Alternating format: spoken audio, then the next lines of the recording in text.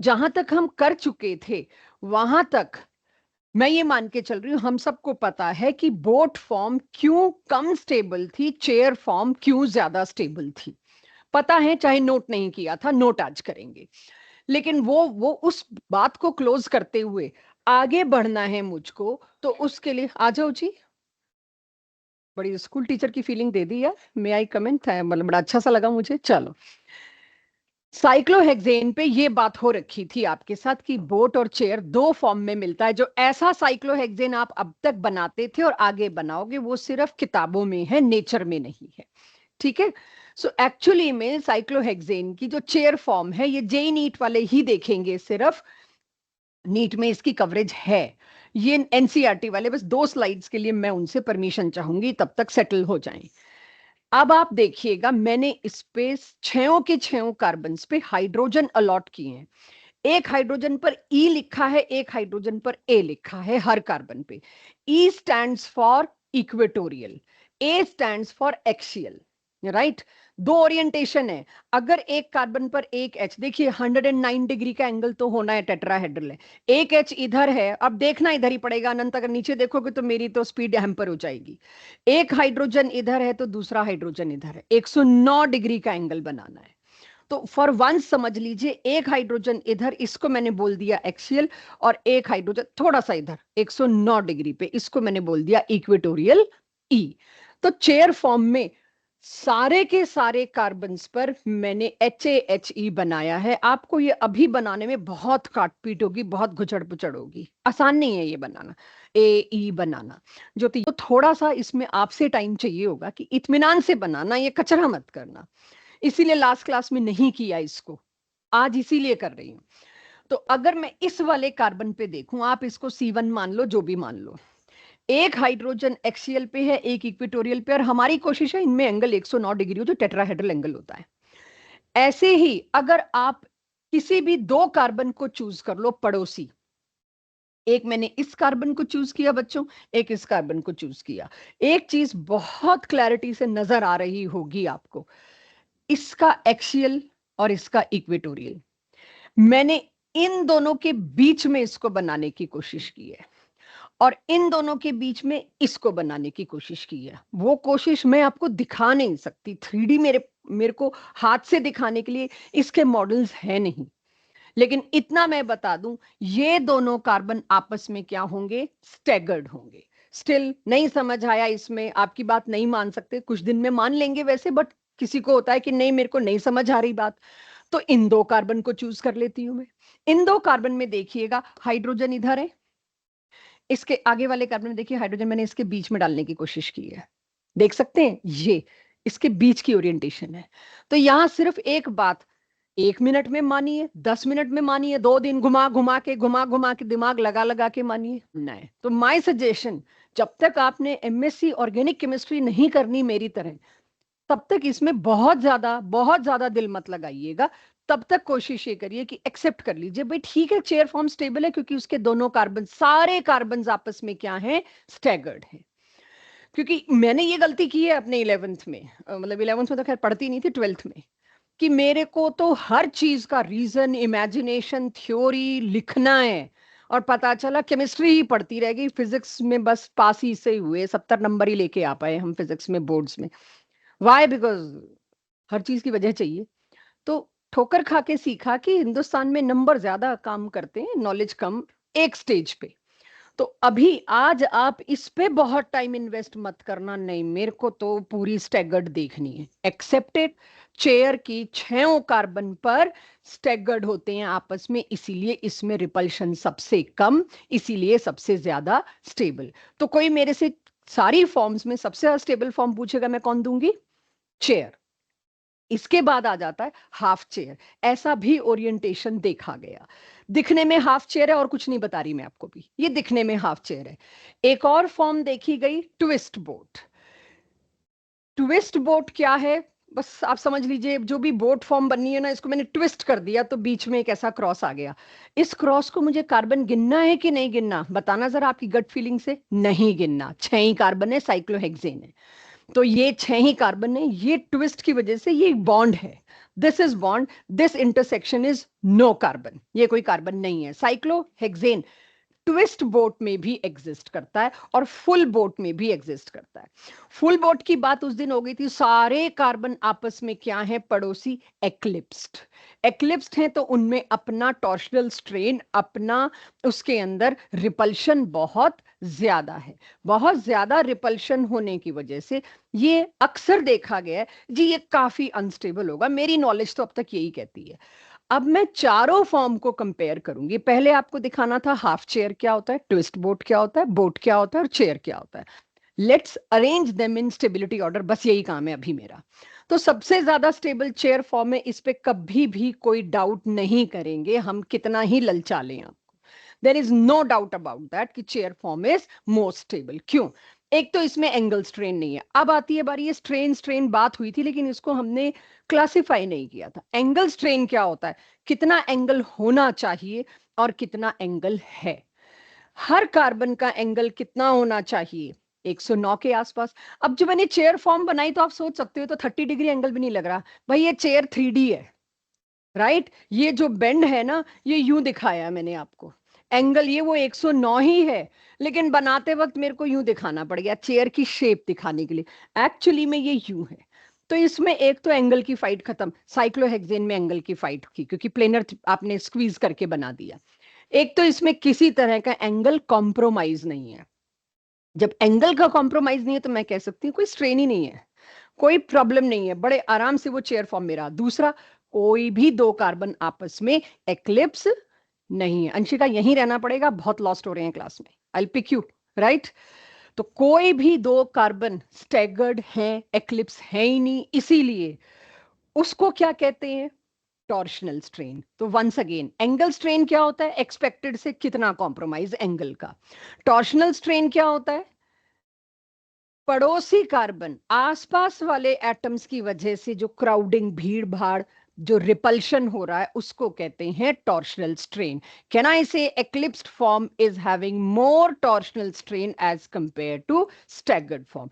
तो अब आप टॉर्शनल स्ट्रेन वर्ड आज से यूज करिएगा for NCERT. Torsional strain is written in bold, bold में लिखा है एनसीईआरटी में। तो एनसीईआरटी में आपको टॉर्शनल स्ट्रेन वर्ड आना चाहिए। लास्ट क्लास में इंटेंशनली क्लियर नहीं किया था, आज क्लियर कर रहे हैं। तो वहां टॉर्शनल स्ट्रेन की डेफिनेशन भी मिलेगी, फिल इन द ब्लैंक्स में आता है, असर्शन रीजन में आता है, in every level, school level और जेई नीट लेवल। तो टॉर्शनल स्ट्रेन क्लियर हो गया। एंगल स्ट्रेन भी एनसीईआरटी की देन है, वहां बोल्ड में लिखा है, वो भी मुझे पता चल गया। तो can check my statement once again for NCERT basic. जो एक्लिप्स फॉर्म है उसके अंदर torsional angle theta is 0 degree, इसीलिए टॉर्शनल स्ट्रेन बहुत ज्यादा है। हाँ या ना अनंत, दक्ष? एक्लिप्स फॉर्म में torsional angle theta is 0 degree, इसीलिए उसके अंदर टॉर्शनल स्ट्रेन बहुत ज्यादा है। इससे आपको इमेजिनेशन होगी भाई टॉर्शनल स्ट्रेन था क्या, टॉर्शनल एंगल था क्या। मैंने लास्ट क्लास में 0 डिग्री करा के भेजा और 60 डिग्री करा के भेजा, अब उन टर्म्स को यूज कर रही हूं। तो अनंत और दक्ष कॉन्फिडेंस से नहीं दिख रहे, ध्रुव और अविरल स्टेटमेंट सही बोलिए, दोबारा बोलूं, सही बोलिए, बिल्कुल सही बोलिए।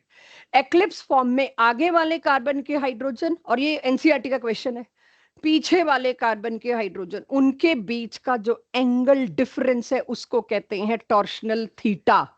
वो है 0, कोई डिफरेंस नहीं है।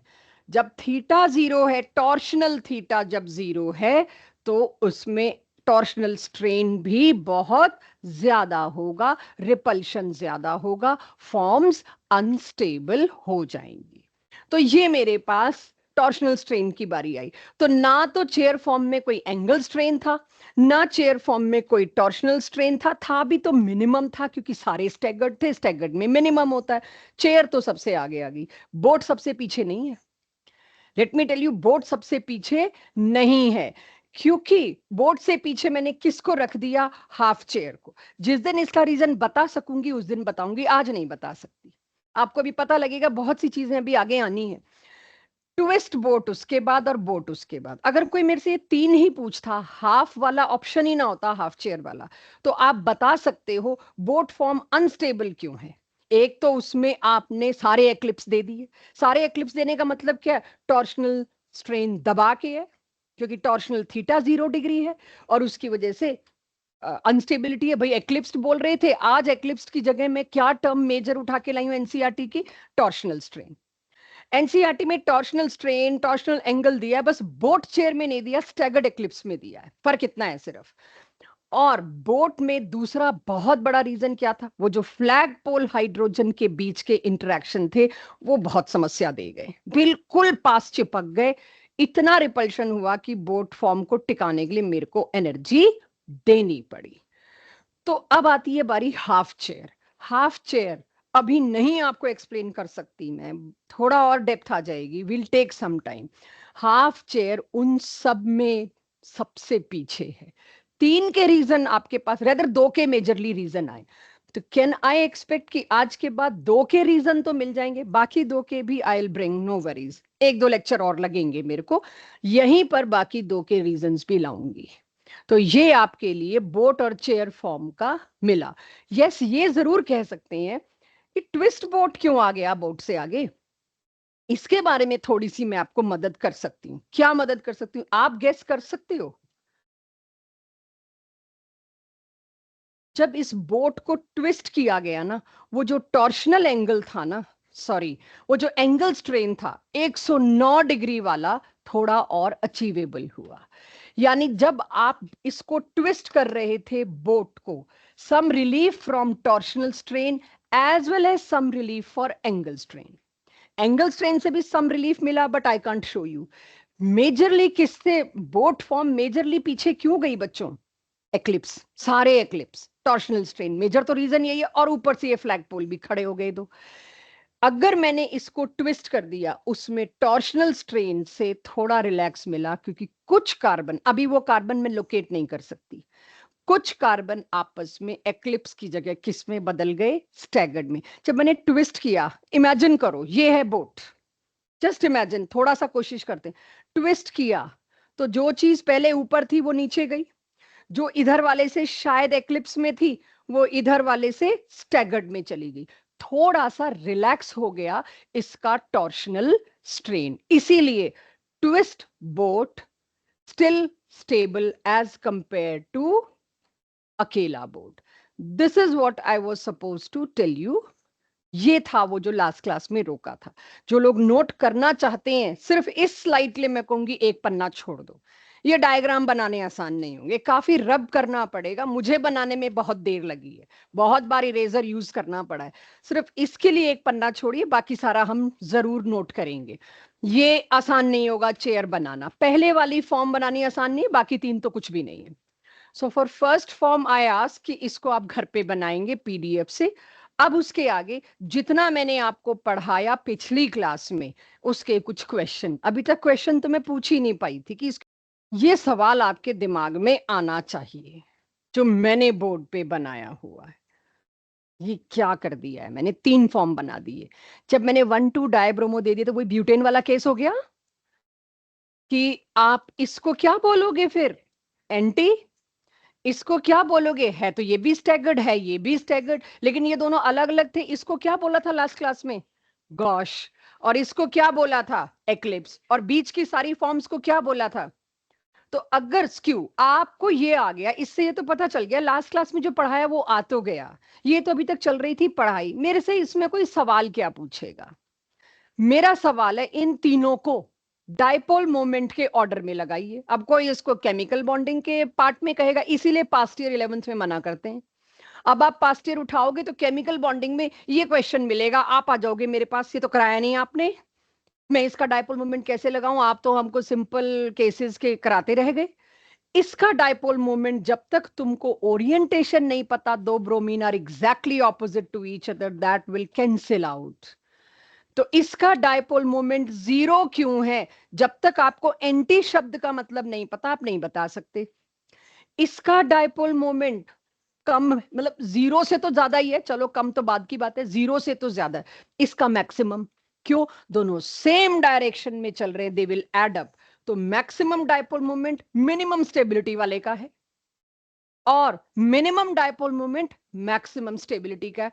तो जो डायपोल, जो बच्चा जेई एडवांस देने जब जाता है ना, जब तक काफी ठोकरे खा चुका था, उसको हम एक ही लाइन बोलते हैं, उसको समझ आ जाती है।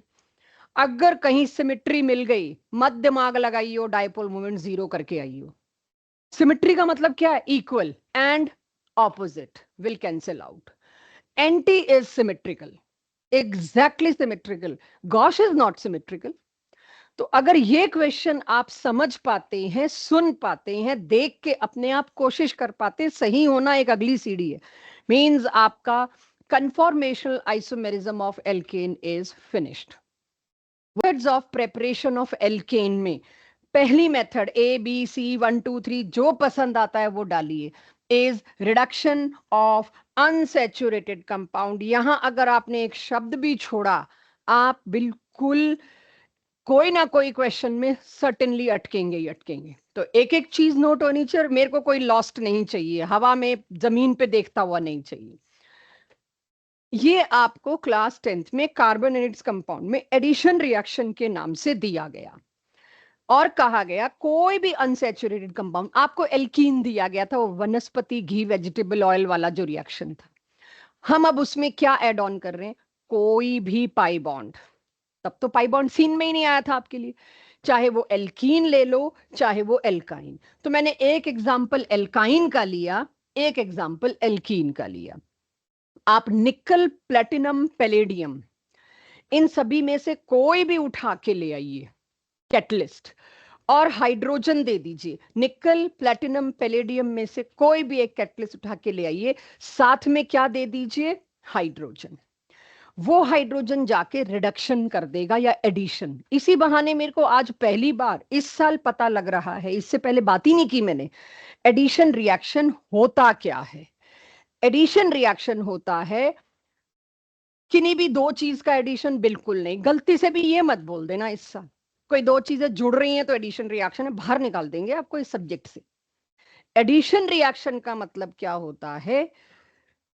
अगर कोई पाई बॉन्ड है, उसका टूटना, उसकी जगह दोनों कार्बन पे कुछ कुछ जाके ऐड हो जाना। क्योंकि अगला सवाल आपसे क्या पूछा जाएगा थोड़े ही दिन में, एडिशन रिएक्शन होने की शर्तें बताओ। इन 10 में से किस किस में एडिशन रिएक्शन हो सकता है? तब क्या बोलोगे? जिसमें पाई बॉन्ड है उसमें हो सकता है। तो एडिशन की डेफिनेशन तो थी जी दो चीजें जुड़ जाएं। दो चीजें तो तुम पता नहीं कहां कहां जोड़ लोगे, गलती से भी ये डेफिनेशन नहीं। ये भी आएंगी चीजें धीरे धीरे। एडिशन रिएक्शन की शर्त एक ही है, सिर्फ एक है पूरे 2 साल, पाई बॉन्ड। पाई बॉन्ड नहीं है और आपने एडिशन किया, बाहर निकलो, इस सब्जेक्ट से बाहर निकलो। तो पाई बॉन्ड टूटा और उसकी जगह एक एक दोनों कार्बन पे एक एक जोड़ना पड़ेगा। दोनों का एक एक शेयर्ड था, अब दोनों को बाहर से एक्स्ट्रा चाहिए, तो मैंने यहां पर एक ही पाई बॉन्ड तोड़ा। जब तक पाई बॉन्ड है, एडिशन कोई रोक के दिखा दे। रोकने के लिए कुछ सामान लाना पड़ेगा, ताम झाम लाना पड़ेगा, वो एल्कीन में लाएंगे। अगर मैंने प्लेटिनम के साथ हाइड्रोजन की खुली छूट दे दी, कोई रुकावट नहीं दी, तो दूसरा पाई बॉन्ड कौन छोड़ सकता है? वो भी टूटेगा। बॉन्ड बनना नेचर में फेवरेबल है, चैप्टर पढ़ा है chemical bond, why bond is formed at all, क्यों किसी के पेट में दर्द हुआ, स्टेबिलिटी। सिग्मा बॉन्ड स्ट्रॉन्ग के पाई बॉन्ड, कमजोर बॉन्ड टूट के स्ट्रॉन्ग बॉन्ड बन रहा, तो मेरा तो फायदा है। मैं तो कहूंगी मेरे और भी लेके जाओ, जितने जितने पाई बॉन्ड है सारे टूटेंगे। तो एक और पाई बॉन्ड टूटा तो एक एक हाइड्रोजन। और ऑर्गेनिक में ना मेरे से एक्सपेक्ट करिए, ना एग्जामिनेशन वालों से एक्सपेक्ट करिए, ना हम आपसे एक्सपेक्ट करेंगे बैलेंसिंग। मैम आपने 2H2 नहीं दिया, बस फिर तुम आंसर ही ना दे देते।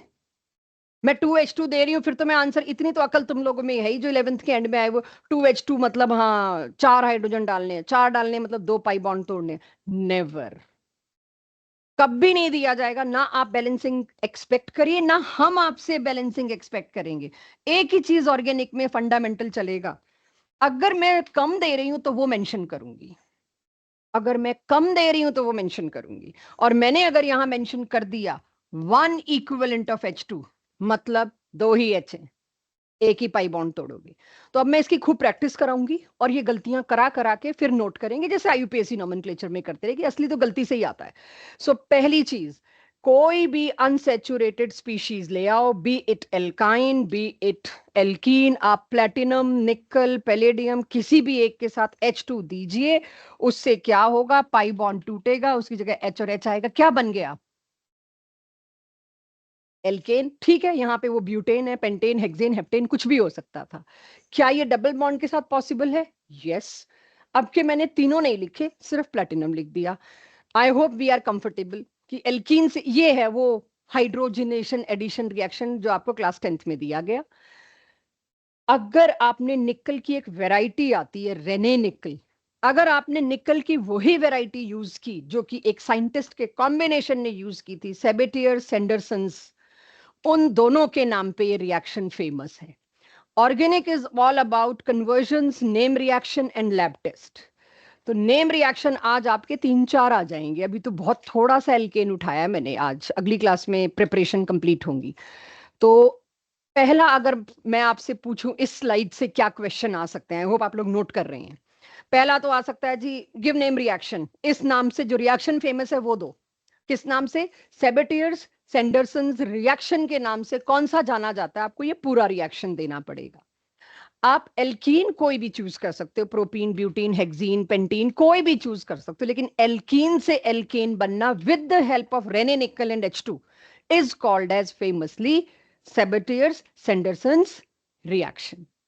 ओनली रेने निकल, निकल नहीं, प्लेटिनम नहीं, पैलेडियम नहीं। हाँ, उससे भी एल्केन बनता है, प्रोडक्ट सेम है, मेरी इंडस्ट्री मेरी फैक्ट्री में बनेगा एल्केन ही, बस मैं उसको सेबेटियर सैंडरसन्स के नाम से नहीं बोल सकती, बाकी कंटेंट सब कुछ सेम है। तो पहली प्रेपरेशन हुई खत्म, जितने भी पाई बॉन्ड होंगे सारे टूटेंगे। अब यहां आपसे अगर मैं पूछूं दो एल्कीन दे दूं, थोड़ा दिमाग चलवाते हैं, जीओसी का टेस्ट तो हो ही गया, मैं दो एल्कीन दे रही हूं, सिर्फ सोचना, पेन मत चलाना, आपको झलक दिखा रही हूं, जिस दिन आपको डीपीपी मिलेगी कैसे क्वेश्चन मिलेंगे। ब्यूट 1 इन और ब्यूट 2 इन, HOH पढ़ी चुके हैं हम, हीट ऑफ हाइड्रोजनेशन, ये हाइड्रोजनेशन ही है, हिंट दे रही हूं HOH। अगर मैं ब्यूट 1 इन ले लूं और 2 इन ले लूं, किस में रिडक्शन इज इजी? क्योंकि वो फिर पीछे जाना हुआ, मतलब वो जीओसी में नहीं लेके जाऊंगी, मैं सिखा रही हूँ जीओसी को क्यों हम बोलते हैं, आगे की ऑर्गेनिक उसी पे चलनी है। पहला रिएक्शन जिसको शायद पे पूरा भी नहीं कराया, मैं एक सवाल पूछ रही हूँ, bute 1 ene bute 2 ene, rate of reduction fast and slow, conjugation form ज्यादा होंगी। आई थिंक ब्यूट 2 इन में अगर मैं सोचूं तो 6 हाइपर कॉन्जुगेशन फॉर्म होंगी। ब्यूट 2 इन यहाँ इमेजिन करना, एक CH3 इधर, एक CH3 इधर, इसके भी 3 हाइड्रोजन अल्फा, इसके भी 3 हाइड्रोजन अल्फा, 6 ज्यादा हाइपर कॉन्जुगेशन से मैंने तो सुना था, पढ़ाया था, डिक्लेयर किया था कि एल्कीन स्टेबल होता है, तुम उसका हाइड्रोजनेशन इजी बता रहे हो। पाई बॉन्ड खो गया 6 फॉर्म्स में, हाइड्रोजन बेचारा आएगा ढूंढता हुआ, यही बताया था मैंने तब भी, स्टेबिलिटी ऑफ एल्कीन में। एल्कीन पे एक ही चीज अटैक हो सकती है, पाई बॉन्ड, बाकी सिग्मा बॉन्ड तोड़ने की ताकत भी आप लोगों में नहीं आई है, वो 2 लेक्चर बाद आएगी, अभी नहीं है आपके पास, वो टूल ही नहीं है कि सिग्मा बॉन्ड तोड़ सको। पाई बॉन्ड उसका जल्दी टूटेगा ना जो एक ही जगह पड़ा हुआ है। ब्यूट 2 इन का पाई बॉन्ड तो 6 हाइड्रोजन में घूम गया, हाइड्रोजन बेचारा वेट करता रहेगा इधर आए तो मैं लपक लूं। और ब्यूट 1 इन में क्या है, कितनी हाइपर कॉन्जुगेटेड फॉर्म्स हैं। सो बहुत होगी हवा में बात, कुछ लोग कनेक्ट कर पाए कुछ लोग नहीं, बट अब ये प्रैक्टिस मैं आपको रोज कराऊंगी कि जो भी जीओसी छोड़े बैठा है उसको ये पता चले कि वो क्या छोड़े बैठा है बिफोर गोइंग क्लास 12th। ये है ब्यूट 1 इन, और अगर मैं कहती ब्यूट 2 इन, आप बताइए कौन सा ज्यादा स्टेबल एल्कीन? अब तो मैं चाहती ही नहीं थी मैं हाइपर कॉन्जुगेशन में जाऊं, बट जाना पड़ेगा, अभी शुरुआत है। इसके अंदर कितने अल्फा हाइड्रोजन? 2, 2 H आएंगे अपने आप को ऑफर करने की। एक काम करो, हम आपके पाई बॉन्ड को, सॉरी, हम आपके पाई बॉन्ड को घुमा देते हैं, थोड़ी देर के लिए गायब कर देते हैं, और इसमें कितने हाइड्रोजन आएंगे? 6, हम गायब कर देते हैं, H2 को मिलेगा नहीं। तब मैंने एक बात कही थी, terminal alkenes will always be more susceptible to attack as compare to बीच वाले एल्कीन। टर्मिनल एल्कीन देखते उसको सबसे ज्यादा रिएक्टिव की कैटेगरी में रख दो। ये क्वेश्चन आज पूछा, ये क्वेश्चन एनसीईआरटी के हिसाब से दोबारा पूछूंगी जिस दिन रिएक्शन ऑफ एल्कीन शुरू करूंगी। उसमें पहला सवाल मेरा होगा एल्कीन में रिएक्शन कौन से होते हैं, और अब के जवाब तुमसे आएगा कि मैम इसमें तो एडिशन ही होगा, पाई बॉन्ड है। परफेक्ट, और कुछ हो ही नहीं सकता। तभी मैं कहती हूं, हर टीचर कहता है ऑर्गेनिक के 3 ही चैप्टर होने चाहिए थे, addition reaction, substitution reaction, elimination reaction. 11th में इजी डाल देते एलिमिनेशन, 12th एडिशन, और 12th में डाल देते एलिमिनेशन सब्स्टिट्यूशन। लेकिन नहीं, उन्होंने आपकी लाइफ को आसान नहीं करना था और हमारी को तो और चटनी बनानी थी। तीनों डाल दिए इस चैप्टर में, एडिशन भी डाल दिया, एलिमिनेशन भी डाल दिया, सब्स्टिट्यूशन भी डाल दिया। बाकी का आप 12th में करते रहना, आपके सवाल रोक देंगे हम। मेरे पास यहां क्वेश्चन, यही क्वेश्चन मैं एल्केन की प्रेपरेशन में सेम पूछूंगी, और एल्कीन और एल्काइन की प्रॉपर्टी होगी, इसीलिए एल्काइन मेरा आधे घंटे में हो जाता है, एल्काइन एक ही लेक्चर में खत्म हो जाता है, क्योंकि सब कुछ एल्कीन में करके आगे पढ़ाऊं क्या, है ही कुछ नहीं। इस हिसाब से अब आपको अपने हिसाब से, आपको अगर लगता है जो लगना चाहिए, ये भी लिखिए कि ये जो है ऊपर वाले रिएक्शन की तरफ मोर ससेप्टेबल, मोर रिएक्टिव होगा, और ये जो है टर्मिनल थोड़ा लेस रिएक्टिव होगा। वजह आपकी इच्छा, आप लिखो, वजह ना लिखो, आप नीचे लिख सकते हो रेफर जीओसी, आप लिख सकते हो बड़ा ऑब्वियस है ये ज्यादा स्टेबल नहीं है, मतलब जो आपका शब्द होगा वो आपका होना चाहिए, यहां मेरा नहीं होना चाहिए। ये नोट्स दूर तक जाने हैं, नीट और जेई वाले दिन तक जाने हैं। तो पहली प्रिपरेशन हो गई। अब आती है दूसरी प्रिपरेशन। ये पूरा का पूरा सारा कुछ +2 का पहला चैप्टर है एल्काइल हैलाइड, उसमें रिपीट है एनसीईआरटी में। और वहां उन्होंने क्या लिखा है, मैंने कुछ एक दो बच्चों को दिखाई भी थी उस दिन एनसीईआरटी +2 की। वहां लिखा है refer unit this class 11th this, 2 लाइनों में, यानी वो आपके बोर्ड का हिस्सा है, वो आपके 12th बोर्ड का भी हिस्सा है। हम 11th में पढ़ा चुके हैं, प्लीज वहां से रेफर करिए। तो ये पूरा का पूरा आपका 12th का हिस्सा है, 11th का भी है। अब आ जाती हूं मैं जी एल्काइल हैलाइड के रिडक्शन से भी। अभी तक आपने ऑब्जर्व किया पिछला भी रिडक्शन ही था। रिडक्शन का मतलब क्या होता है, हाइड्रोजन जोड़ दो, ठीक है। एक मिनट सुन लेना फिर नोट करेंगे, अच्छा है 12th का आएगी। रिडक्शन का मतलब क्या है, हाइड्रोजन जोड़ दो।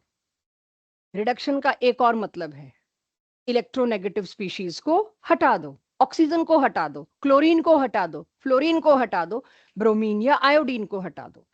तो ये इस मामले से रिडक्शन है कि आप एक एल्काइल हैलाइड लाए। भाई पहले तो मेरे को दोबारा से समझना है, मैंने नहीं लगाई जीओसी बेसिक क्लास, या मैं भूल गई, महीने पहले की बात आप कर रहे हैं, नहीं याद रहा मुझे।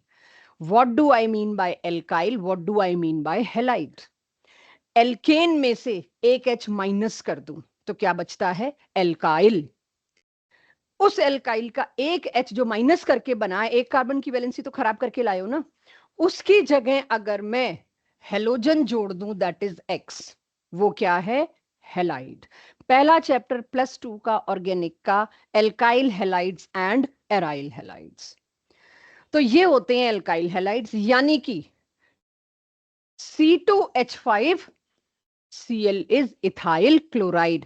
Listen what I'm saying, ethyl chloride. I'm using common name. Rare देखोगे किसी टीचर को IUPAC नेम यूज करते हुए, because no reaction is asked on the basis of IUPAC. Every question, every reaction, whole NCERT now onwards is on common name because IUPAC is latest. और reaction research, name reaction सब पुराने हैं, तो हमने पुराने को ही पकड़ा हुआ है हमारे सिलेबस ने। अब आप बड़े रेयर मेरे मुंह से IUPAC सुनेंगे, कॉमन पकड़ना शुरू करिएगा, जो हमने जीओसी में छोड़े होंगे वो इसमें यूज करूंगी। मेरे पास एल्काइल हैलाइड आ गया, यानी आप क्या करो, सबसे पहले एल्काइल हैलाइड से बनाओ। कॉपी 2 मिनट बाद जाना लिखने, पहले समझ लो, इसमें खुद लिखने वाला काम आएगा। अगर मैं एल्काइल हैलाइड का रिडक्शन कर दूं, रिडक्शन का मतलब क्या है, या तो H जोड़ दो या उसका हेलोजन निकाल दो।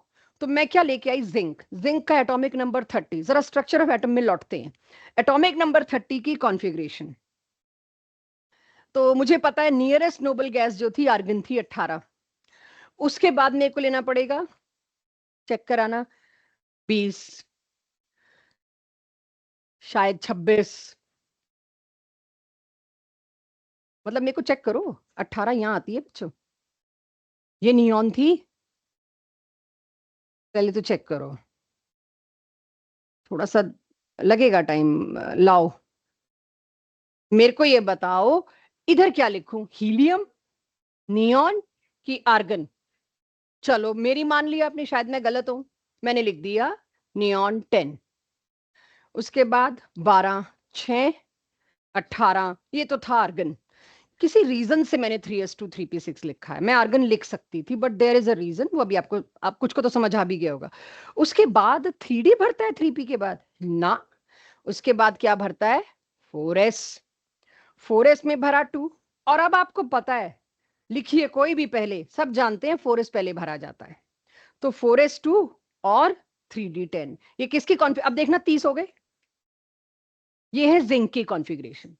अगर मैं जिंक ले आऊं एल्काइल हैलाइड के सामने, जिंक की लाइफ का पूरा, एक पूरी जिंदगी उसका एक ही मोटो है, जिंदगी माने ऑर्गेनिक केमिस्ट्री में जितना इसका रोल है, एक ही मोटो है, मेरे को स्यूडो नोबल गैस कॉन्फ़िगरेशन चाहिए, मेरे को मेरा वैलेंस शेल फुलफिल्ड रखना है। I want to get rid of 4s2, इसलिए मैंने 4s2 लिखा हुआ नहीं था।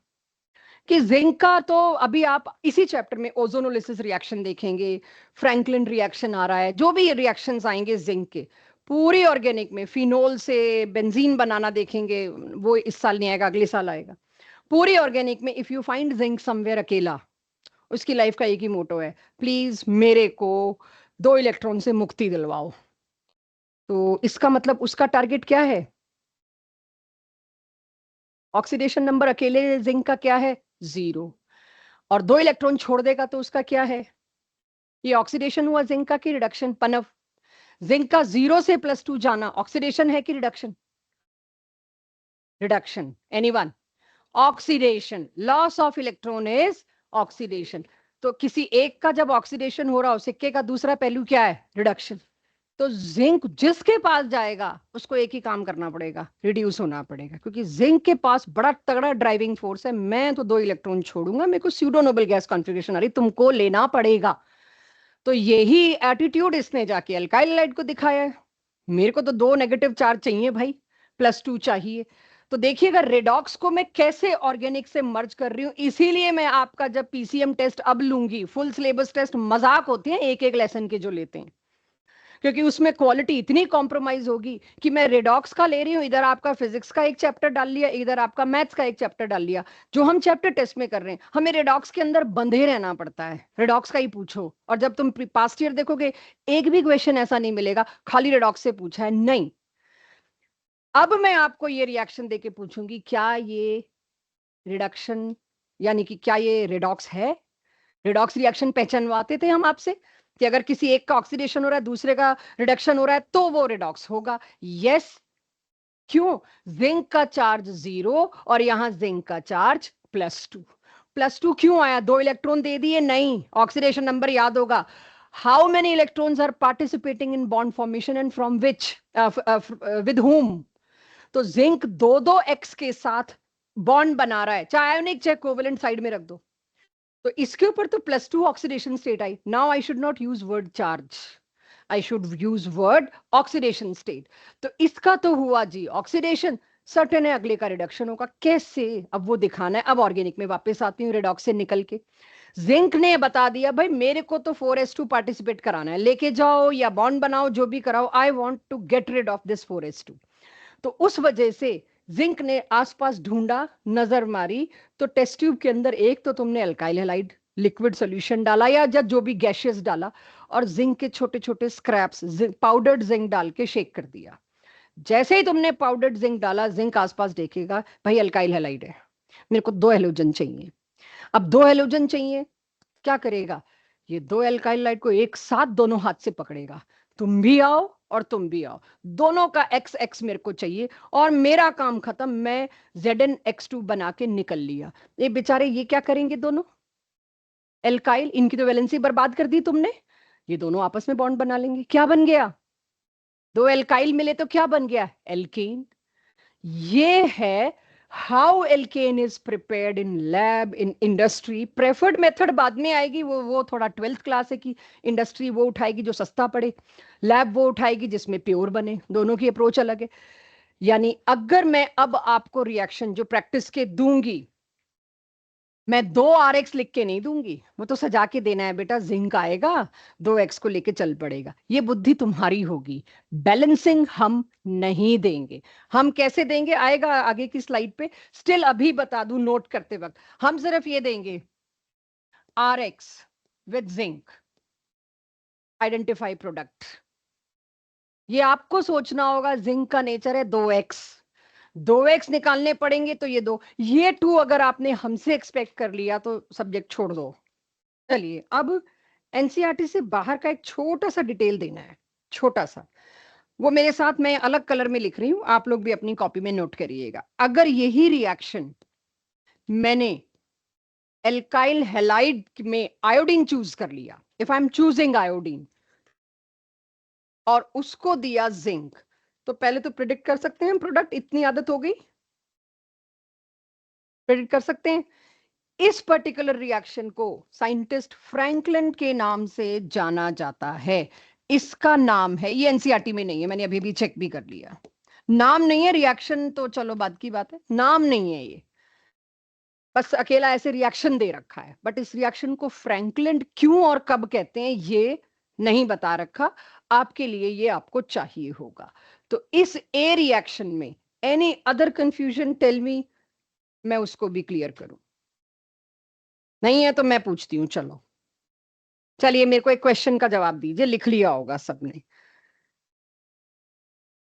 इस वाले रिएक्शन से अगर मेरे को चेक, भाई पकड़ना, मैं जो गलती करूंगी वो बहुत जल्दी पकड़ी जाएगी, इसलिए मैं बार बार नहीं बोलूंगी, क्योंकि 2 बार 3 बार बोलने में तो पकड़ लोगे।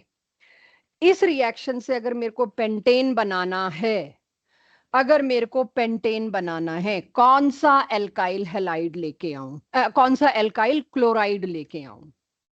अगर मुझे इस मेथड से पेंटेन बनाना है, मैं कौन सा एल्काइल क्लोराइड लाऊं, methyl alkyl, ethyl, propyl, butyl, pentyl, ये मेरी हिंट है।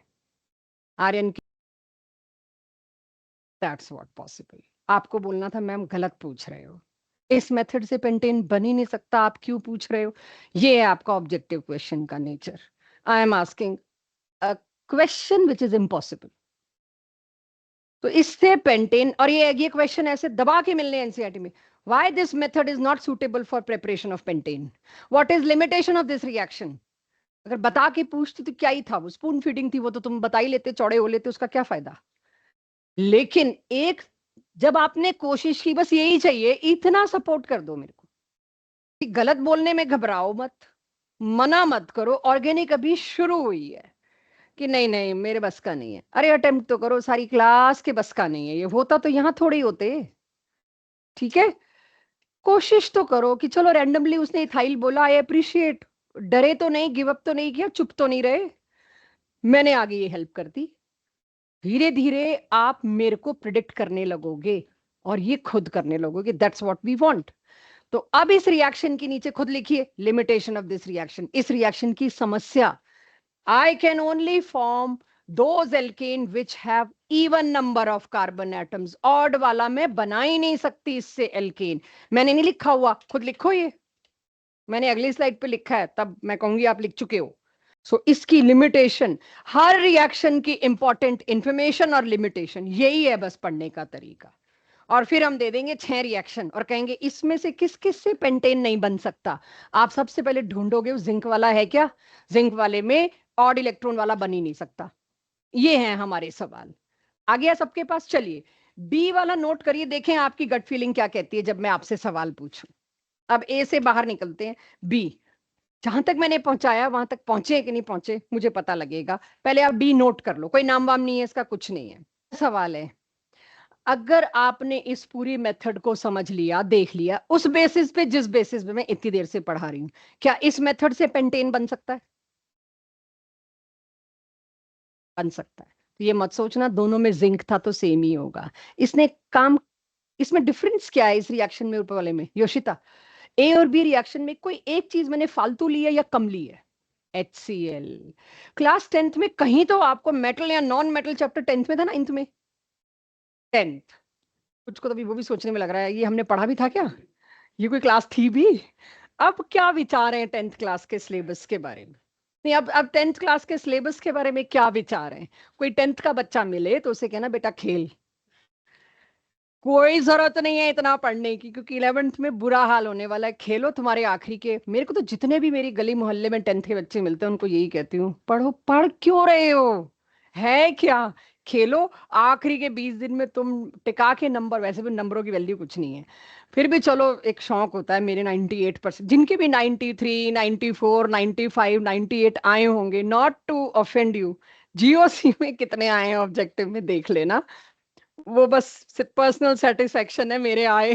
अंदर खाने पता चल गया वो क्या आए और कैसे आए। तो कोई 10th का बच्चा दिखे तो उसको यही कहना, खेलो, हाइट बढ़ाओ, फिटनेस बढ़ाओ, बाद में बर्बाद होना है सब कुछ।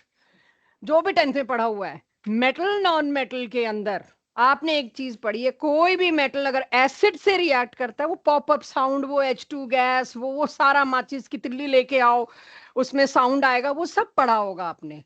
उसको एक्चुअली इस दिन के लिए पढ़ा रहे थे हम, कि जिंक या कोई भी और मेटल ले आते। मैं जिंक क्यों लाई? इंडस्ट्री में सस्ता है, रद्दी में इजीली मिल जाता है।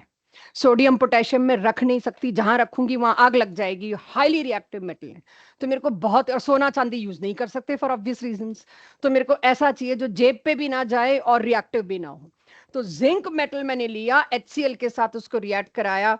बाकी पता नहीं क्लास 10th में बाय प्रोडक्ट आपको याद हो ना हो, हर एक्टिव मेटल एसिड से H+ रिलीज करता है। हमारे रेडॉक्स में भी हमने पढ़ा था, राइट, कि हर एक्टिव मेटल, क्योंकि इसका रिडक्शन पोटेंशियल वैल्यू इसकी 0 होगी। मैं और ज्यादा वहां नहीं लेके जा रही, आई एम सॉरी, आप डिस्ट्रैक्ट ना हो जाएं। इसमें HCl ने आके क्या काम किया, जिंक की वो जो +2 में आने वाली जो बेचैनी थी ना, वो HCl ने खुद कर दी। आप कहो इसमें वो चीज क्यों नहीं हुई, अगर आपका सवाल आए, जिंक की उस प्रॉब्लम के लिए HCl था, वो अपने 2 Cl दे देगा।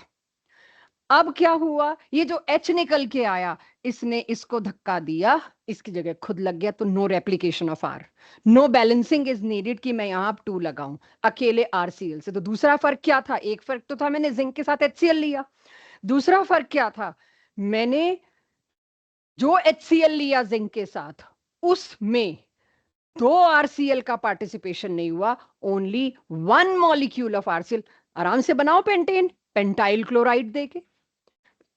इस वाले में स्पेसिफिकली नीचे आप पेंटाइल बनाइए। चलिए मेरे साथ लिखिए इस रिएक्शन को, ताकि आपको पता रहे। ऊपर आपने लिखा होगा ऑड वाले नहीं बन सकते, इसमें ऑड वाले आराम से बन सकते हैं, इसीलिए स्पेशली इसके एग्जाम्पल में ये जरूर लिखिए। किसी को अगर पेंटाइल क्लोराइड से पेंटेन बनाना है तो वो अकेला जिंक ना ले बैठे, उसको जिंक के साथ HCl लेना पड़ेगा। तो शायद आपको क्लास 10th का पढ़ा हुआ ये इंफॉर्मेशन आज पता लगे कि पढ़ाई क्यों गई, 10th में नहीं बताते। मेरे हिसाब से तो 10th के सिलेबस को चेंज कर देना चाहिए, बट मेरी चल नहीं रही है। हमारी 10th क्लास में तो या तो खेती बाड़ी थी या बैटरियां बनाओ, इंजन बनाओ। बहुत इंजन बनाए हैं फिजिक्स केमिस्ट्री में, स्टीम इंजन, ट्रेन कैसे चलती है, ये सारा सिलेबस अब 20 साल पहले पता नहीं क्या ही सूझा किसी को। तो इसमें आप पेंटेन बना सकते हो, ऊपर वाले में आप पेंटेन नहीं बना सकते हो। तो एल्काइल हैलाइड से आ गया एल्केन बनाना, एवरीवन। चलूं आगे? पता नहीं अगली स्लाइड पे क्या है, लेट्स सी। शायद मैं पूरा कराई चुकी हूं। प्रैक्टिस, ओहो फ्रैंकलिन मैंने पहले ही करा दिया, नो नीड। मुझे सिर्फ प्रैक्टिस बताओ भाई।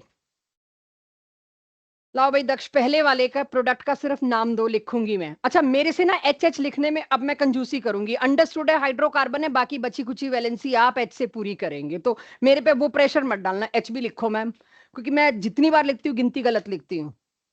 दक्ष, क्या बनेगा? रिपीट ही हो गया फिर भी।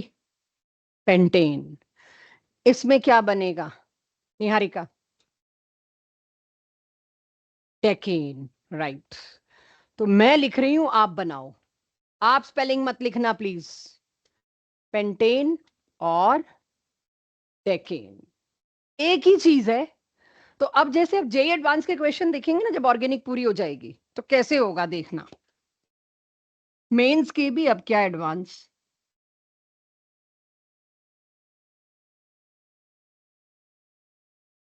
ऐसे दे रखा होगा जैसे क्वेश्चन आया करेंगे।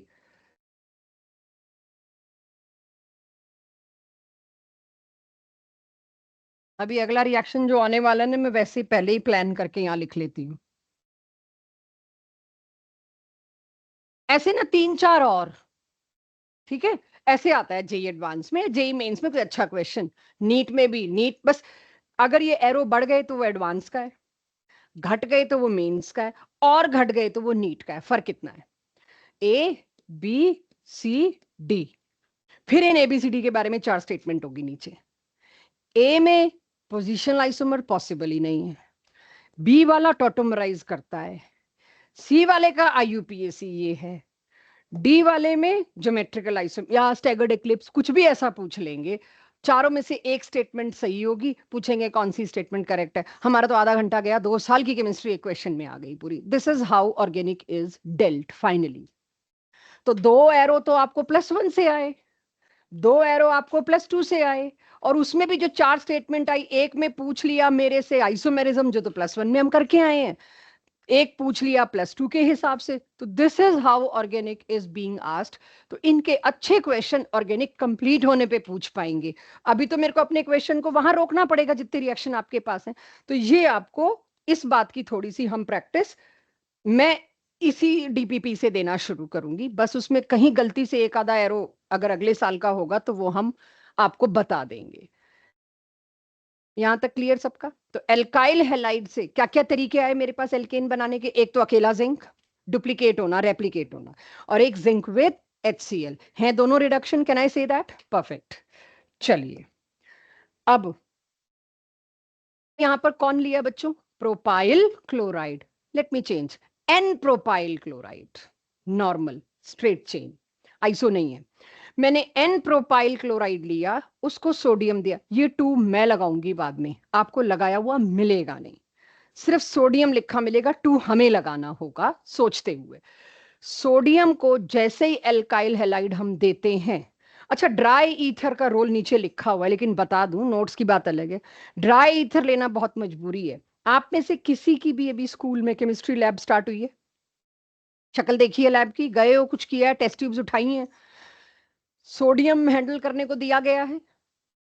अच्छा कोई बात नहीं, वैसे पता नहीं देते हैं कि नहीं देते, बट हमें, मुझे ये भी नहीं याद स्कूल में किया था कि ग्रेजुएशन में करते थे। सोडियम की एक खास बात है, शायद आपसे पहले बात भी की हो मैंने, हाईली रिएक्टिव, आग पकड़ लेता है। जितने मर्जी साइंटिफिक वीडियोस आप देखो, एक तो जरूर होता है, सोडियम उठा के किसी नदी में डाला और धमाका हुआ। राइट? धमाके वाले वीडियोस कोई देखने हो तो उसमें केमिस्ट्री के कोई भी हो तो उसमें ये दिख जाएगा। सोडियम की एक सबसे बड़ी प्रॉब्लम है कि वो मॉइस्चर से रिएक्ट कर जाता है। अगर मैं सोडियम को इस डेस्क पे रख दूं तो वो नहीं रुक सकता घड़ी देख के 2 सेकंड भी, उसमें धुआं और फ्यूम्स उठनी शुरू हो जाएंगी, वो इट कैचेस फायर। सोडियम बिल्कुल आग पकड़ लेगा, और सोडियम से पकड़ी आग पे हम मतलब फायर एक्सटिंग्विशर भी उसके अलग होते हैं, लैब्स के लिए फायर एक्सटिंग्विशर नॉर्मल नहीं होते। तो सोडियम की समस्या है, मैं उसको इस एटमॉस्फेयर में ला नहीं सकती, तो उसको केरोसिन ऑयल के अंदर डिप करके रखा जाता है।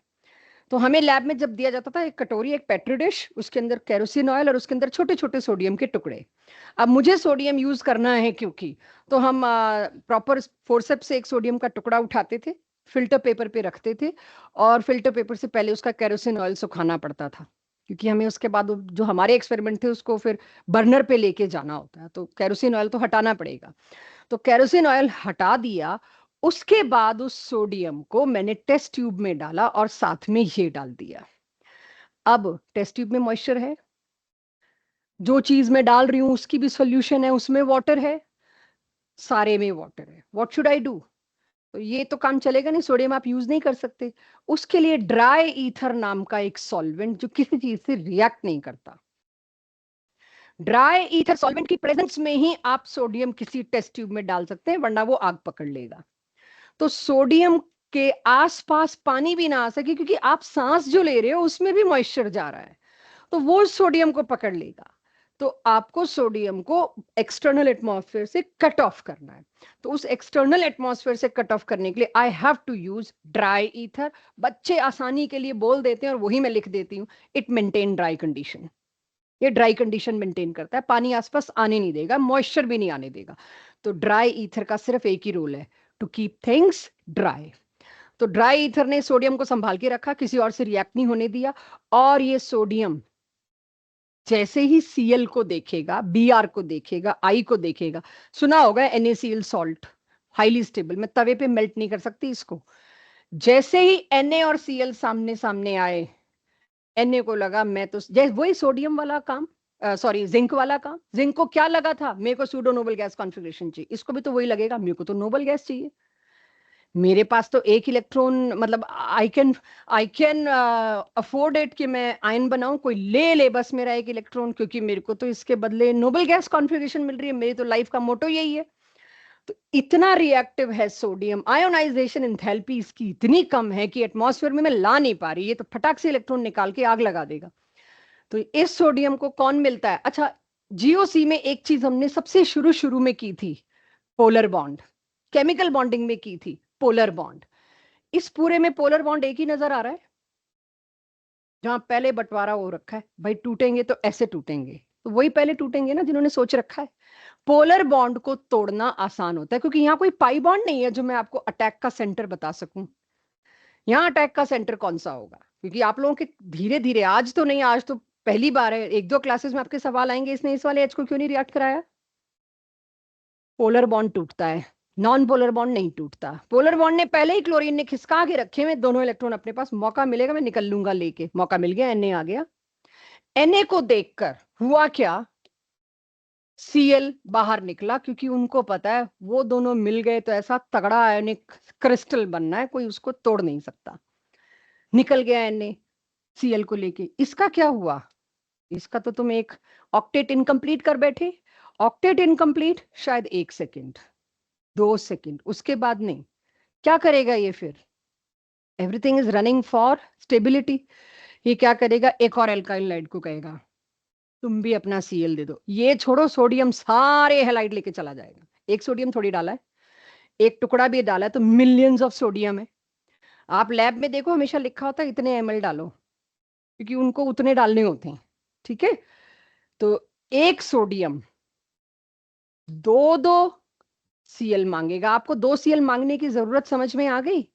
क्योंकि ये बॉन्ड टूटा तो ये तो एल्काइल तो लुटा के खड़ा हो गया, मेरा तो ऑक्टेट पूरा नहीं है, मैं क्या करूं? वापस Cl मिल नहीं सकता मेरे को, ये तो ब्लास्ट हो जाएगा, ये तो किसी भी चीज से रिएक्ट कर जाएगा। जब ये फैलना शुरू हुआ, इसको अपने पड़ोस में एक और एल्काइल लाइड मिल गया, देखा भाई आप आ जाओ, एक Cl को और बाहर निकालो। सोडियम ने एक साथ 2 ही Cl निकालने हैं, तभी मेरे को 2 सोडियम चाहिए। एक Cl निकालने के बाद तो रिएक्शन ही नहीं पॉसिबल, शायद वापस आ जाए। क्या करेगा वो एल्काइल ग्रुप? तो एक सोडियम नहीं, 2 सोडियम एक साथ 2 क्लोरीन निकालेंगे, और ये वाला हिस्सा रेप्लिकेट होगा। अगर अब आप देख पाए कौन से हिस्से को मैंने रेप्लिकेट किया है बच्चों, ये हमेशा ध्यान रखना है मेरे को इसके अंदर, कि मैं दोनों एल्काइल हैलाइड एक ही टेस्ट ट्यूब के अंदर एक ही एल्काइल हैलाइड के दो सेम मॉलिक्यूल की आपस की बात कर रही हूं। तो ये पार्ट जाएगा तो ये R और R क्या हो गया, रेप्लिकेट हो गया। रेप्लिकेट कैसे हुआ उसको समझते हैं। ऐसे हुआ, पहले वाले से Cl उड़ा दो तो ये, ठीक है, और दूसरे वाले से Cl उड़ा दो तो ये, दोनों रेडिकल्स बन गए फ्री रेडिकल इंटरमीडिएट। अरे फ्री रेडिकल इंटरमीडिएट का दिमाग खराब है, मेरे को स्टेबिलिटी चाहिए, क्या करें? दोनों रेडिकल सामने सामने आए कि मेरी भी प्रॉब्लम है, मेरे को भी एक इलेक्ट्रॉन फालतू पड़ा है या एक्स्ट्रा चाहिए, और मेरे को भी। तो दोनों ने क्या करना है, हम अपने रेडिकल को जोड़ ही लेते हैं ना, दोनों का काम खत्म। Replicate, exact mirror image replicate हुई। आई होप आप मेरा हाथ देख के समझ रहे हो मिरर इमेज का क्या मतलब है। ये मेरा आज का लास्ट रिएक्शन है, क्योंकि इस पे बहुत वैरायटी आई हुई है जेई नीट में, इवन स्कूल बोर्ड्स में। तो ये मेरे को पहला हिस्सा मिला वुड्स का समझ आने का। इस बार आपकी गट फीलिंग पे काम करेंगे। 2NaCl समझ आ रहा है क्यों है? जबकि कोई कहे Na की वैलेंसी 1 है, Cl की वैलेंसी 1 है, एक Cl एक Na से काम चल तो सकता था भाई। उसके बाद जो वो बच गया ना बेचारा एल्काइल, उसका काम नहीं चल रहा था, उसने कहा भाई एक और Na आए, एक और Cl निकाले, दो बनेंगे तब मैं जाके अपने आप को स्टेबलाइज कर पाऊंगा। तो वुड्स रिएक्शन की सिर्फ ये पहली लाइन नोट करिए, मैं उसके आगे चलूं फिर। फिर का क्या रोल है वो सब नीचे लिखा है, लिखना पहले मेरा समझाने का हिस्सा पूरा होने दीजिएगा। तो अगला रिएक्शन देखिए मैंने क्या लिखा है। अब के मैंने क्या लिखा है, इथाइल ब्रोमाइड। मैं इसको ब्रोमोइथेन बोलना पसंद नहीं कर रही हूं, इथाइल ब्रोमाइड। इथाइल ब्रोमाइड को आपने ड्राई ईथर की प्रेजेंस में सोडियम दिया, एक ही काम होगा, दो सोडियम एक साथ, दो ब्रोमीन निकालेंगे। अब मैं क्या ये बबल बना सकती हूँ, 2Na के साथ दो Br साथ हो गए तो 2NaBr। इससे क्या बना, check, I am using common names, n butane. क्योंकि क्वेश्चन यही आएगा इनमें से किसमें से आइसोब्यूटेन नहीं बनेगा, इससे हमेशा एन ब्यूटेन बनेगा। इस तरह के सवाल आने हैं, तो नाम बहुत कीमती हो जाएंगे। अब नोट करिए इस हिस्से को भी, दो एग्जाम्पल्स हो गए जिससे आपको ये पता चल गया रेप्लिकेशन होना है। अब इसकी बुलेट्स, तीन इंपॉर्टेंट बुलेट्स हैं इसकी, जो इसके नीचे ही आनी चाहिए बिना काट पीट के। वो पहले मैं समझा लूं फिर नोट करना, क्योंकि मेरे समझाने के बाद अगर आप चेंजेस करते हो तो आपके नोट्स खराब होते हैं और ये आपको बहुत ज्यादा पढ़ने हैं अगले साल। अब पहले मेरी बुलेट समझिएगा, उसके बाद इन तीनों बुलेट्स को आप नोट करेंगे। अगर किसी पे मैंने स्टार, डबल स्टार लगा रखा है तो ये वो हिस्सा है जो आपको गलती पे पहुंचाएगा। अगर ये भूल गए तो गलती बचानी है तो this is star bullet. Dry ether का रोल एक ही है, ये सिर्फ और सिर्फ ड्राई कंडीशंस मेंटेन करता है। हम ये याद करके जाते हैं, सामने ये आता नहीं। मैम ने तो बताया था, किताबों में लिखा है ड्राई कंडीशंस मेंटेन करता है, लेकिन एसर्शन रीजन में, नीचे रीजन में ये लिखा हुआ ही नहीं और हम गलत कर देते हैं। एक्चुअली में ये एक सॉल्वेंट का भी रोल प्ले करता है, क्योंकि सोडियम सॉलिड थोड़ी रिएक्ट करते हैं, उनको लिक्विड बनाना पड़ता है रिएक्ट करने के लिए। तो एक सॉल्वेंट तो देना पड़ता है ना जिसमें दोनों चीजें आके मिक्स हो और रिएक्ट करें, तो इसके डुअल रोल है, solvent as well as it keeps condition dry.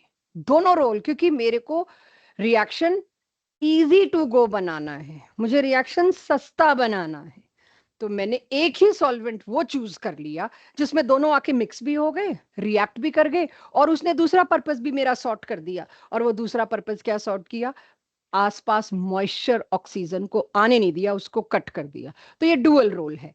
तो dry ether is solvent which is maintaining dry conditions. तो this is now complete sentence. Second bullet मेरी है, इसमें से सिर्फ वही एल्केन बन सकते हैं जिनमें odd number of carbon atom हो। ना भी लिखवाती तो आपने पकड़ लेना था। यानी वुड्स रिएक्शन से मैं पेंटेन नहीं बना सकती, वुड्स रिएक्शन से मैं हेप्टेन नहीं बना सकती, नोनेन नहीं बना सकती, प्रोपेन नहीं बना सकती। वुड से सिर्फ मैं इथेन, ब्यूटेन, हेक्सेन, ऑक्टेन ये बना सकती हूँ। राइट, चलिए इसमें भी अभी हम फंसेंगे एक दो क्वेश्चंस में। और इन शॉर्ट सिमेट्रिकल एल्केन्स ही बन सकते हैं, इसमें फंसेंगे। इसका मतलब नहीं पता अभी आपको क्या मतलब है। इसके मतलब के लिए मेरे को तीन एग्जाम्पल अगली स्लाइड पे लाने हैं, बट ये बुलेट लिखिए पहले। वुड से सिर्फ इवन नंबर वाले नहीं, इवन नंबर वाले तो हैं ही, लेकिन आप नॉन सिमेट्रिकल एल्केन्स भी नहीं बना सकते, सिर्फ सिमेट्रिकल एल्केन्स बना सकते हो। अभी तक तो आपको सिमेट्रिकल का मतलब भी नहीं पता है। तो अगली स्लाइड पे तीन एग्जांपल्स के थ्रू मैं आपको सिमेट्रिकल एल्केन्स क्या होते हैं और कैसे बनते हैं वो बताना चाहूंगी। पहले ये तीनों बुलेट्स मेरे पास आ जानी चाहिए। Role of dry ether and of course limitation कहिए, बुलेट कहिए, इस रिएक्शन के बारे में मुझे क्या क्या चीज सारा टाइम याद रखनी है जब मैं ऑर्गेनिक में हूं, चाहे वो 11th का चैप्टर है चाहे वो 12th का चैप्टर है। आपको क्या क्या चीजें हमेशा याद होनी चाहिए। स्कूल का एक बड़ा टिपिकल घिसा पिटा क्वेश्चन है राइट नेम रिएक्शन, जिसमें पहला आता है वुड्स। वुड्स रिएक्शन अगर आप स्कूल में लिखना चाहते हैं या मेरे सब्जेक्टिव टेस्ट में लिखना चाहते हैं, एक बार बता दूं उसको लिखना कैसे है। How you should represent Wurtz reaction, Rx+2Na, कोई शॉर्ट फॉर्म नहीं, पूरा ड्राई ईथर। डीई को कोई ना ड्राई ईथर लेगा, और उसके बाद आर। बच्चे ये लिख के आते हैं, नंबर मिलता है 1/4। मजाक कर रहे हो, 2 साल में वुड्स इतनी बार पढ़ाया और तुम ये दे के चल रही हो। आपको एक एग्जाम्पल के साथ देना पड़ेगा। आर ना बस बताने भर के लिए है। आपको चाहे कोई भी एल्काइल हैलाइड दो, किसी को दिल करता है, मैंने तो आलसी हूं, मैंने लिखना ही नहीं, तो मिथाइल क्लोराइड लिख लो भाई, मत लिखो प्रोपाइल, ज्यादा कष्ट मत करो। लेकिन आपको ये 2 के साथ लिखना पड़ेगा। अगर आपने 2 नहीं लिखा दोनों जगह, एक्सेप्ट कि 1/4 मार्क्स कटेगा। ठीक है, आपको 2 लिखना पड़ेगा, फिर वही ड्राई ईथर, और अब यहां पर, और मैंडेटरी है प्रोडक्ट्स के नीचे उनका नाम लिखना, मैंडेटरी है, बोर्ड की इंस्ट्रक्शन में है। करते हैं, उसके बाद देखते हैं वुड्स में जेई नीट का पार्ट लूं या यहीं पे छोड़ूं। मुझे ये बताइए, क्या ये वुड्स के हिसाब से सही लिखा है मैंने? पहला reaction, is this Wurtz? And check. भाई ड्राई ईथर और सोडियम देख के मत कहना प्रोडक्ट सही बनाया है कि नहीं, वो भी देख के कहना, कुछ सवाल आने वाले हैं। ये ड्राई ईथर है, ये डीई मेरा है, आपका नहीं है, आपका पूरा DRYETHER होना है ईथर। और अगले साल तो हम इसका फॉर्मूला भी दे देंगे ईथर का, अगले साल तो ईथर भी कौन से वाला है वो भी देंगे। मुझे बताइए, पहला रिएक्शन वुड्स के हिसाब से सही प्रोडक्ट है? डबल होनी है कोई चीज तो, मतलब आपने सब तरह से हमारे क्वेश्चन पे डाउट करना है, हम जरूर कोई ना कोई एब्सर्ड बात पूछ सकते हैं, ये डाउट तो करिए। तो मैंने कोशिश तो की थी मैं सही बनाऊं, तो आई थिंक आई पास्ड, मैंने वुड्स तो सही बनाया है। मैं जो दिखाना चाह रही हूँ, इसका प्रोडक्ट सिमेट्रिकल है, बीच में शीशा रख दो, ये वो निशानी है, वो ट्रिक है, वो तरीका है। भाई ये फोन शोन गिरते रहते हैं, कुछ मैसेज देता है ऊपर वाला? ये गिरने लायक ही चीज है, अगर बच्चों के पास है तो गिरती अच्छी है ये। मतलब अगर खाली टाइम काटना है तो मेरा गंदा सा पोर्ट्रेट बना दो। पहले बच्चे यही करते थे, कॉपी पकड़ लो तो पीछे मैं ही बनी हुई होती थी, बहुत भयानक। सो उससे बेटर तो फोन अगर आप हाथ लगा रहे, उससे बेटर मेरा गंदा सा पोर्ट्रेट बना लो, कुछ भी लिख दो, क्या कर रही हैं ये वो क्रिएटिव तो होगा। फोन आसपास अगर आपका है तो आप उसे ही संभालते रहोगे और आपकी क्रिएटिव फ्रीडम मारी जाएगी। So please be creative, class में मैसेज वैसेज फोन वोन मत देखिए। सिमेट्रिकल का मतलब समझ आ गया? अगर आपको सिमेट्रिकल का ये मतलब समझ आ गया, आप अब कोई किताब कुछ भी उठा लीजिए, वुड्स के रिएक्शन में आपसे गलती नहीं होगी, गलती इसी में होती है। पहले मैं खुद ट्राई करती हूँ। चेक, ध्यान देना, जल्दबाजी में नहीं, जहां से बॉन्ड तोड़ा है वहीं से जोड़ना भी है। तो अब अगर मैं ऑप्शन पार्ट बी पे आऊं, तो आपको पता है आप इसको तोड़ोगे। ऐसा ही एक और एल्काइल हैलाइड, हमारा क्या है, हम तो 2 लिख देंगे, करना तो आपने है, आपको सोचना पड़ेगा। तो चेक, मैं बिल्कुल इसके मिलता जुलता एल्काइल हैलाइड यहां लिखूंगी। मैं खुद कैसे करती हूं मैं वो बता रही हूं, क्योंकि मैं अफोर्ड नहीं कर सकती आपके सामने ज्यादा गलत होना। कभी कभार तो चलता है, कवर अप हो जाता है, ज्यादा नहीं होता। बच्चे बोलते हैं पढ़ के आया करो मैम, शुरू शुरू में बोलते थे जब मैंने अपना करियर स्टार्ट ही किया था हिसार से, ये लंबे चौड़े लड़के। हो गई गलती एक बार, पढ़ के आया करो मैम, अगली बार से पढ़ के आऊंगी। सो चलिए, 2NaX निकला। अब मैंने इसको ऐसे ही उठा के जोड़ना है, यानी आपको अगले साल हम लेबल करके देंगे, ये दोनों कार्बन 14 है। कार्बन 14 मतलब जिसको आप ट्रैक कर सकते हो, जिसके ऊपर एक स्टार लगा है, सपोज एस्ट्रिक लगा है, जिसपे एक रंग लगा हुआ है। तो आपके प्रोडक्ट में ये दोनों कार्बन जिसपे पिंक कलर लगा है, वो दोनों साथ साथ आने चाहिए, पिंक वाले दूर नहीं आने चाहिए। जहां से बॉन्ड टूटा है वहीं से जुड़ना चाहिए। तो मेरे को इसको ऐसे देना पड़ेगा। जो आपके पास प्रोडक्ट होंगे ना 4, उसमें एक प्रोडक्ट तो ऐसा होगा जो आप ढूंढना चाह रहे होगे, एक आधा ऐसा भी होगा, ये गलत होगा। जहां से बॉन्ड टूटता है, बॉन्ड बनता भी वहीं से है। ये मैकेनिस्टिक अप्रोच अगली क्लास से आनी शुरू होगी। आज तो पहली बार वुड्स पढ़ रहे हैं, तो हम नहीं इमेजिन कर पाते कि आप एकदम से पकड़ें। क्लियर हो गया सबको? अब मेरे को जो आपसे पूछना है, किस एल्काइल हैलाइड को लूं वुड्स की कैटेगरी में ताकि ये बने? Find out parent alkyl halide. Check करिए, 4 ऑप्शन नहीं दे रही मैं आपको, कौन से एल्काइल हैलाइड को ड्राई ईथर और सोडियम देने से ये एल्केन बनेगा। आइडेंटिफाई पेरेंट एल्काइल हैलाइड, उसकी ट्रिक अगर मुझे आधे मिनट में करना है, 2 इक्वल हाफ्स में डिवाइड कर दो, ये टुकड़ा लेके चले जाओ।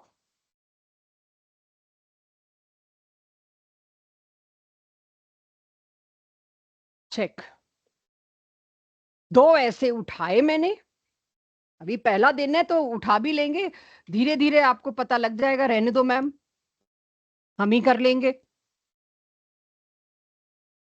गलती कहाँ होगी वो भी बताती हूँ।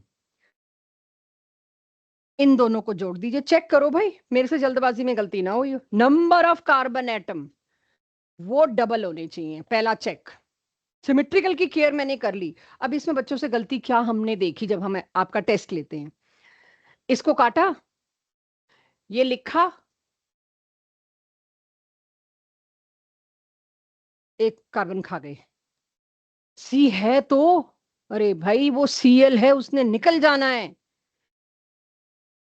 ये आजकल हम 12th वालों के साथ स्ट्रगल पे हैं, भूल गए बेचारे हाइड्रोकार्बन चैप्टर, तो सब इसी स्ट्रगल पे हैं। इत्मीनान से, ठहराव से अगर बनाते हैं आप, तो आपसे गलती नहीं होगी प्रैक्टिस में, और फिर इतनी आदत पड़ जाएगी कि उस दिन आधे मिनट में हो जाएगा। तो बनाइए तीनों, आई थिंक ऊपर के दो तो बन ही लिए होंगे आपके पास। This is good practice. Parent alkyl halide खुद बनाएंगे, बनाइए। अब मैं क्लास 12th की एनसीईआरटी पहला चैप्टर एल्काइल हैलाइड का आखिरी क्वेश्चन है। जो फर्स्ट चैप्टर है ऑर्गेनिक का, उसमें 18 क्वेश्चन है बैक एक्सरसाइज में, 21, सॉरी, ये 21वां क्वेश्चन है, वुड्स पे है। तो मैं ये आपके साथ लूंगी, और ये इस साल की एनसीईआरटी में भी है, इवन क्वेश्चन रिपीट है। तो ऐसा नहीं है कि मैं 12th का दे रही हूँ, 11th का ही है ये। मैं आपको कह रही हूँ एक एल्काइल हैलाइड लाई, जिसको मैंने, अगेन दिख ही रहा है कंडीशन वुड्स की है, कोई दिक्कत नहीं। डिफरेंट प्रोडक्ट्स बनेंगे अगर, ये भी क्वेश्चन चल रहा है, आपसे डिस्कशन चल रहा है, आप एन ब्यूटाइल ब्रोमाइड लाओ तो, आइसोब्यूटाइल ब्रोमाइड लाओ तो, टर्शरी ब्यूटाइल ब्रोमाइड लाओ तो, तीनों के प्रोडक्ट्स दीजिए, ये मेरी रिक्वायरमेंट है। 2018 में जेई में क्या क्वेश्चन आया वो मैं आपको बताऊंगी, 2021 में नीट में क्या क्वेश्चन आया वो मैं आपको बताऊंगी।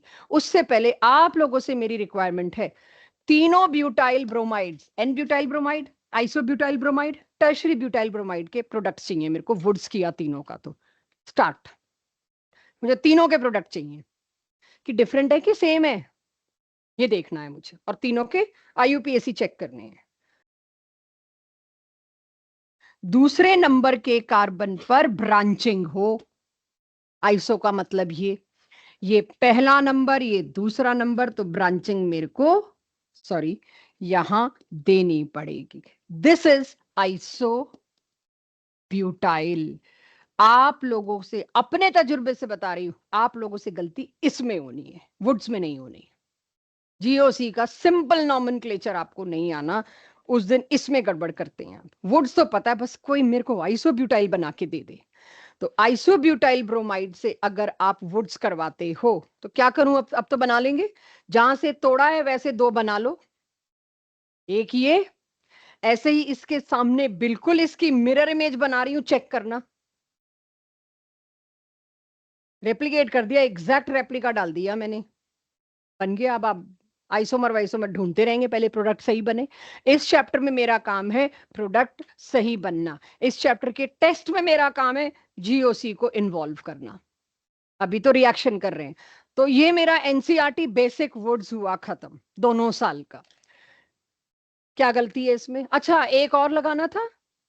हाँ, क्या गलती है भाई, एक कार्बन खा गई मैं, दोनों साइड, ठीक है, दोनों साइड एक कार्बन खा गई मैं। तो जो कह रही थी वो खुद ही किया है मैंने, पढ़ के नहीं आई आज में। सो प्लीज इसे करेक्ट कर लीजिएगा, ठीक है।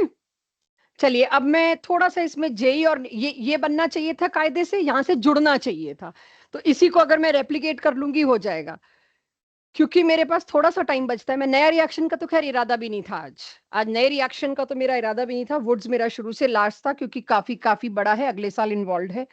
लास्ट चीज वुड्स के लिए सिर्फ जेई और नीट में, ना तो ये 12th एनसीईआरटी में, ना ये 11th एनसीईआरटी में, ये सिर्फ नीट और जेई के लिए। अब सभी लोग, कुछ पीछे छूट तो नहीं गया किसी का? नोट सबका हो गया ना? क्योंकि एक भी एग्जाम्पल मिस हुआ तो मेरे को समस्या हो जाएगी 12th में। इंट्रामोलिक्यूलर, ये इंट्रा वर्ड पहले भी सुना है, इंट्रामोलिक्यूलर हाइड्रोजन बॉन्डिंग, एक ही मॉलिक्यूल के अंदर जब हो तो अब बहुत आना है intramolecular words, intramolecular aldol, intramolecular esterification, अब ये रिएक्शन खूब आने वाले हैं। इंट्रा मतलब विद इन अ मॉलिक्यूल, अगर एक ही मॉलिक्यूल में दो हैलाइड हो तो दूसरे की क्या जरूरत है लाने की? अगर आप सोचो तो ये बात भी है, अभी तक तुम्हें को दो एल्काइल हैलाइड क्यों लाने पड़ते थे? आप देखिए पहली स्लाइड पे मेरा सबसे ज्यादा टाइम एक ही बात पे लगा है आपसे बात करते हुए, why do I need 2 molecules at all? क्योंकि जब एक Na एक Br लेके जा सकता था, प्रॉब्लम क्या थी? जो 2 Na लाने पड़े तुमको, प्रॉब्लम थी एक ये छूट गया, चाहे रेडिकल बना चाहे कैटायन बना एनायन बना, अभी तो मैं उधर जा ही नहीं रही, ये छूट गया, इसकी वैलेंसी पूरी नहीं है। इसके चक्कर में एक और एल्काइल लाइट को आना पड़ा अपने भाई की मदद के लिए कि चल भाई 2 Na 2 Br निकलो, हम दोनों जुड़ लेते हैं। यानी कि 2 लोकेशन ऐसी होंगी जिनका ऑक्टेट इनकम्प्लीट होगा, तो वो 2 लोकेशन आके आपस में बॉन्ड बना लेंगी। अब अगर मैं एक ही मॉलिक्यूल में 2Cl 2Br 2I दे रही हूं, तो दूसरे अल्काइल लाइट की क्या जरूरत है? Na आएगा, दो दो दोनों Cl को ले जाएगा। अब कार्बन कितने हैं इसके अंदर? 1 2 3, इस पे एक डॉट, रेडिकल, ये Cl निकल गया या जो भी कुछ आप समझो, इस पे एक डॉट, डॉट का मतलब क्या है? मेरा ऑक्टेट इनकम्प्लीट है, मुझे किसी एक बॉन्ड को बनाने की जरूरत है। दोनों मिल गए, क्या बन गया? साइक्लोप्रोपेन। प्रोपाइल मत बोलना, वर्ड रूट में एन आता है। This is again alkane, preparation of alkane चल रही है ना, तो कल को कोई कहे साइक्लोप्रोपेन बनाओ, हमारे तो सिलेबस में ही नहीं है, हेडिंग ही लिखवाई थी मैम ने, प्रेपरेशन ऑफ एल्केन, साइक्लोप्रोपेन। तो अगर एक ही मॉलिक्यूल में तुम 2 हैलाइड दे रहे हो, 2 साइड्स ऐसी क्रिएट कर रहे हो जिनका ऑक्टेट हर्ट हो रहा है, तो वो 2 साइड कर लेंगी ज्वाइन। इसके लिए 2 की क्या जरूरत है? चेक, लिखना मत, बस ये 3 ही है। देखना क्या किया है मैंने, आपसे पूछ नहीं सकती थी क्योंकि आपके लिए पहली बार है। बस अब अगली क्लास से देखिए पूछना शुरू होगा। जब एक ही में 2Cl मिल रहे हैं तो Na जाएगा, दोनों Cl को निकालेगा, बीच में एक बॉन्ड बना लेगा। ठीक है, बाइसाइक्लो कंपाउंड बन गया, जिसका नॉमेनक्लेचर मेरे सिलेबस में नहीं है, बट आज से पता तो चलना शुरू हो बाइसाइक्लो क्या होता है। इसका डीबी ही बताना बच्चों। अरे अरे जल्दी नहीं,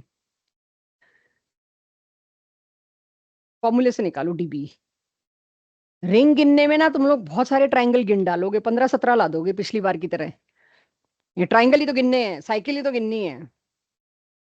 फॉर्मूले से डीबी निकालो, और जो लोग कष्ट नहीं कर रहे हैं, सोच रहे हैं 4 5 रखे हुए हैं हमने क्लास में, निकाल के दे देंगे, कष्ट करें।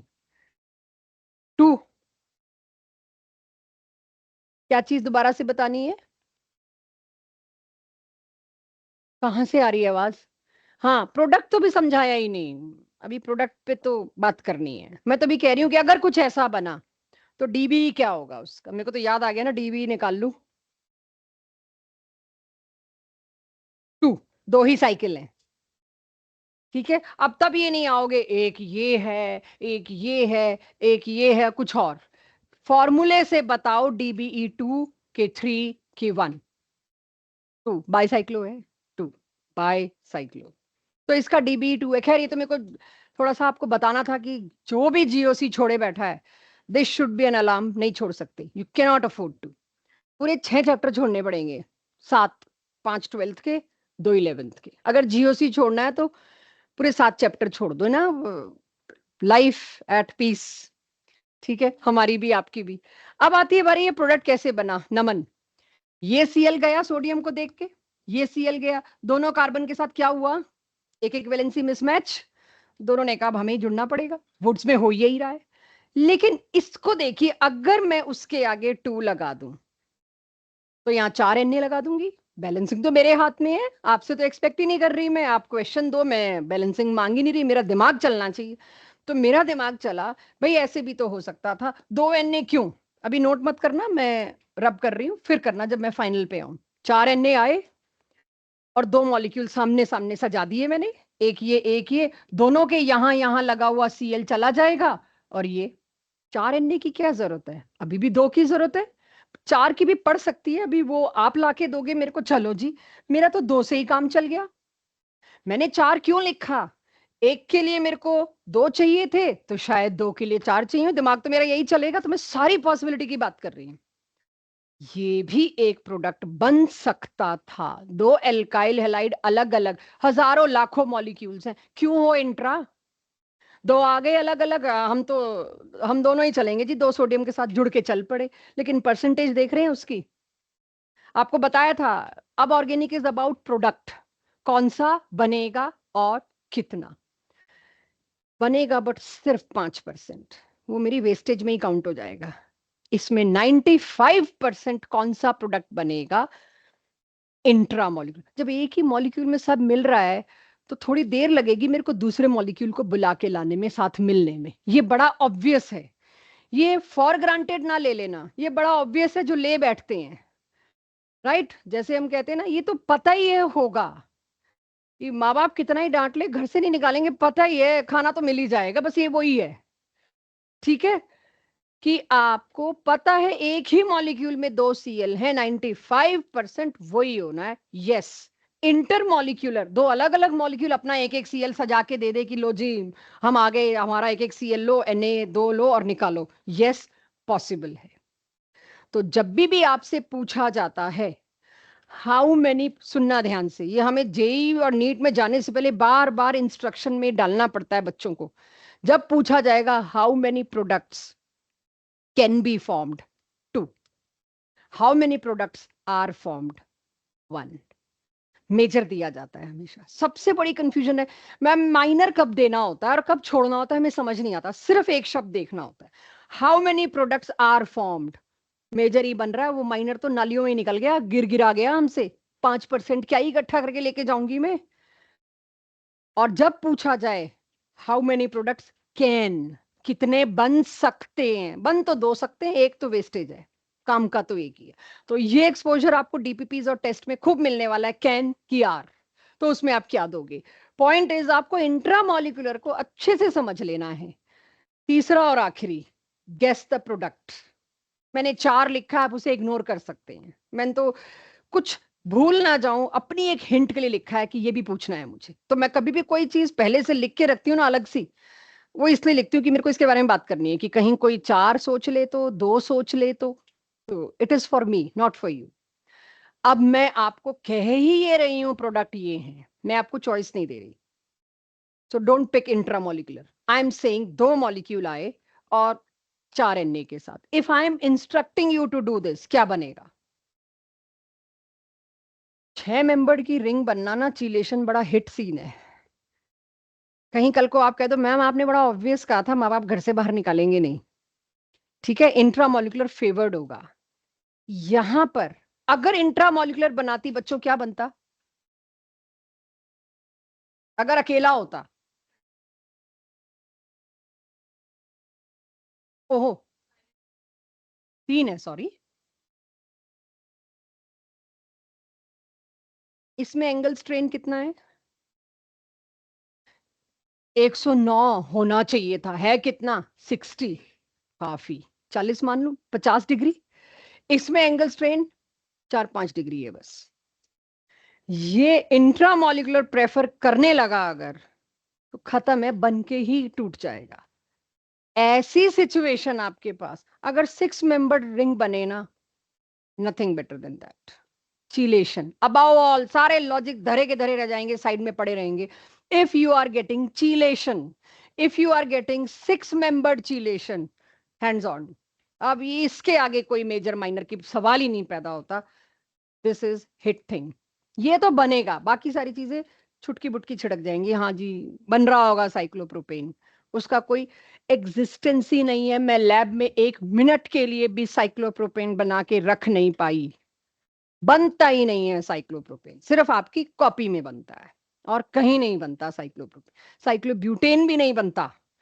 पेंटेन से सांस आनी शुरू होती है। हेक्सेन बहुत स्टेबल है, अगला बोट और चेयर बना गया भाई, इतना स्टेबल है, राइट। तो ये मेरा वुड्स 2 साल के लिए पूरा 100% क्लोज कर पाऊं, उसकी तैयारी है। नेक्स्ट क्लास की पहली स्लाइड होगी इसका मैकेनिज्म, कि आपने बताया था पहले इंटरमीडिएट बनता है, बॉन्ड टूटता है तो हेट्रोलिटिक फिशन होगा कि होमोलिटिक, फिर उसके बाद कौन आएगा, कैसे जुड़ेगा, कैसे रेप्लिकेट होगा। यहां से मेरी नेक्स्ट क्लास शुरू होगी।